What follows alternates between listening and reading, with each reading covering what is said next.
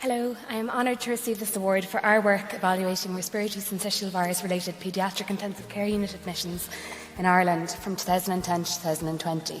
Thank you very much. I have nothing to disclose. RSV is the most common etiology of bronchiolitis, and certain groups of children, as you know, are at increased risk of severe disease, including the very young, those born prematurely, and those with pre-existing cardiac, respiratory and immune compromise. We sought to examine trends in RSV-related paediatric intensive care unit admissions in Ireland over a 10-year period in light of changing evidence-based guidelines. In this multi-centre study, we retrospectively collected data on all paediatric intensive care unit admissions in Ireland with a laboratory-confirmed RSV diagnosis over a 10-year period. We used a prospectively collected database on all hospital RSV admissions to assess trends, and palivizumab prescriptions were analysed from the primary care reimbursement services of community pharmacy. Population data was available from the Central Statistics Office of Ireland. These data summarise 823 RSV-related paediatric intensive care unit admissions in Ireland over 10 years, representing the full burden of RSV PICU care in Ireland. The median age at PICU admission was 63 days of age, and the median gestational age at birth for all admissions was 38 weeks. 44.5% of all PICU admissions had a comorbid condition that is known to increase the risk of severe disease. But what really stood out to us most was the significant annual increase in PICU admission over the past 10 years. This significant increase is seen independent of small increases in birth rate over the study period.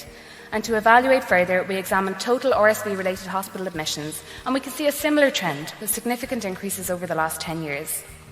When we express PICU admissions as a percentage of total admissions, the proportion of admissions has remained relatively static over the study period, suggesting that increased PICU admission reflects increased total disease burden as opposed to increased severity of disease among hospitalised infants.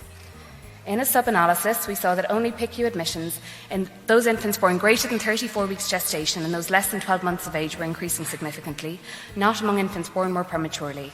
And furthermore, admissions among those with predisposing conditions for severe disease and those with no significant past medical history have increased proportionately over the study period. We were also interested to determine how prescribing practices for palivizumab have changed in Ireland over the decade, and data from primary care reimbursement services and all prescriptions nationally demonstrate a significant annual decrease, particularly from 2014 onwards, temporarily associated with changing palivizumab prescription guidelines. In our population, as you can see here in red, this has not been associated with an increased PICU admissions among the 29 to 32-week gestational age group. To summarise, we have documented an increased incidence of PICU admissions due to RSV, and this increase is proportionate with an increase in total admissions to hospital due to RSV and is independent of population growth during the same period.